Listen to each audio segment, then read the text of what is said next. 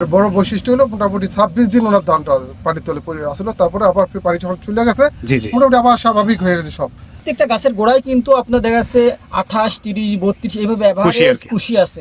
এইটা একটা মিরাকেল যা অত্র এলাকায় একটা আলোড়ন সৃষ্টি করেছে। ব্রাক সিডেড আমন মৌসুমের উচ্চ ফলনশীল জাত ব্রাক ধান একটা প্লটে আসছি মুন্সিগঞ্জ জেলার সিরাজদি খান উপজেলার।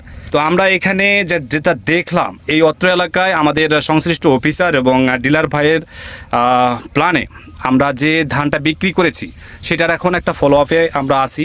তো এখন পর্যন্ত যে মেসেজগুলো আমরা পেয়েছি সেগুলো এক কথায় অসাধারণ। তো আমরা সরাসরি চাষির সাথে একটু কথা বলতে চাই।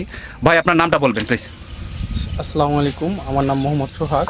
আচ্ছা, তো আপনি যে ব্রাক ধান করলেন, হ্যাঁ, তো এইটা কার মুখ থেকে শুনছেন আসলে? এটা মানে কিভাবে আপনি করার প্ল্যান করলেন বা চাষ করার উদ্বুদ্ধ হলেন আর কি? যে আমি প্রথমেই আসলে আগে কখনো এই ধান রোপণ করি নাই। হ্যাঁ, গেছি প্রথমে তো যে সোনার বাংলা ট্রেডার্স, হ্যাঁ, বিল্লাল ভাই, তার ওইখানে গেছি। যাওয়ার পরে সে বললো নাকি যেন খুব ভালো ফলন হয় এই ধানটায়। জি জি। তো তারপরে আমি মানে শুনে আপনি আসছেন। যাই হোক, এখন আমি আপনার কাছে জানতে চাই যে যখন আপনি এটা বুনছেন সেই সময় কিন্তু অনেক বৃষ্টি হয়েছে। তো আমার কাছে মেসেজ আছে যে এটা বৃষ্টিতে তলিয়ে গেছিল, আসলে কতদিন ছিল এবং কোন অবস্থায় ছিল একটু বলবেন? যখন আমি বুনছি তার 2 দিন পরেই, হ্যাঁ, 2 দিন পরেই এটা একদম পুরো বৃষ্টিতে আর জোয়ারের পানিতে একদম তলায় গেছে। গাছ কতটুকু বাইরে হয়েছিল? গাছ ছিল একদম হয়তো বা 2 আঙ্গুল বা 3 আঙ্গুল। আচ্ছা, বা অনেক সময় আবার ডুবানো ছিল। আচ্ছা আচ্ছা, এভাবে ছিল প্রায় 25 থেকে 26 দিন ছিল। 25 দিন যে আপনার পানির নিচে থাকলো, গাছ কি পচে গেছিল? জি না না, গাছ পচে যায়নি। 25 দিন পানি মানে যখন আপনি নিচের দিকে আসছে তারপর কুশি দিয়ে আজকে এই অবস্থায় আসছে, তাই তো? ওকে, ধন্যবাদ। তো এখন মনে হচ্ছে যে ধান হবে ইনশাআল্লাহ। এখন মনে হচ্ছে তো নাকি? এই চকের সবাই থেকে বেশি হবে ইনশাআল্লাহ। তো ভাইকে অসংখ্য ধন্যবাদ যে আমাদের ব্রাকের প্রতি আস্থা এবং বিশ্বাস এবং ডিলার ভাই সহযোগিতায়, আমাদের সংশ্লিষ্ট অফিসারের সহযোগিতায় আপনি এটা করছেন এবং আপনার দেখা দেখি অত্র এলাকায় বেশ একটা আলোড়ন সৃষ্টি হয়েছে। তো যাই হোক, এই পর্বে আমি বিলাল ভাইকে বলবো, বিলাল ভাই আপনি হ্যাপি তো নাকি যে এই ব্রাকের? আপনি তো বরাবরই হ্যাপি থাকেন, এটা আমরা জানি, ব্রাকের প্রতি আস্থা এবং বিশ্বাস আছে এবং এই নতুন ধানটা অত্র এলাকায় দিলাম আপনার হাত দিয়ে, বেশ একটা ভালো রেসপন্স এবং ভাইব্রেশন হচ্ছে। তো আপনার মতামত একটু অল্প সময়। ধন্যবাদ আনিস ভাই এই প্রশ্ন করার জন্য। যে আমরা বিগত বছরও কিছু ধান বিক্রি করছিলাম, এই বছর মোটামুটি ভালো ধান বিক্রি করছি। তো ব্রাক ধান যে আমাদের এই মাঠে দিয়েছি, উনি আমার এক ভাই, ওনাকে দিয়েছি, মোটামুটি উনি খুব খুশি।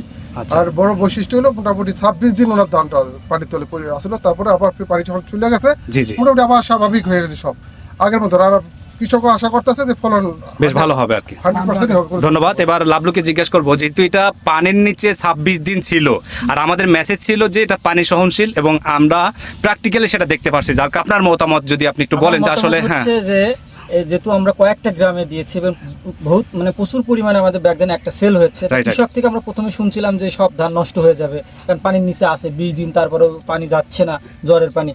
পরে যখন 25-26 দিন পরে পানির জ্বরটা চলে যায় তখন কৃষক আমাদের কাছে এসে বললো যে ভাই গাছের যে অবস্থা মনে ভেঙে করতে হবে। তখন আমরা বললাম না, একটু অপেক্ষা করে। এই 10 দিন অপেক্ষা করার পরে দেখা যাচ্ছে গাছগুলো আবার সাবেক শুরু হয়ে গেছে এবং সবচেয়ে মিরাক্কেল হচ্ছে একটা গাছও মরে নাই। যে একটা দেখেন